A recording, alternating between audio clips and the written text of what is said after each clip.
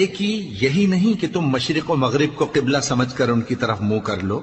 بلکہ نیکی یہ ہے کہ لوگ اللہ پر اور روز آخر پر اور فرشتوں پر اور اللہ کی کتاب پر اور پیغمبروں پر ایمان لائیں، اور مال باوجود عزیز رکھنے کے رشتہ داروں اور یتیموں اور محتاجوں اور مسافروں اور مانگنے والوں کو دیں،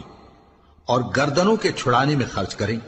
اور نماز پڑھیں اور زکوٰۃ دیں، اور جب عہد کر لیں تو اس کو پورا کریں،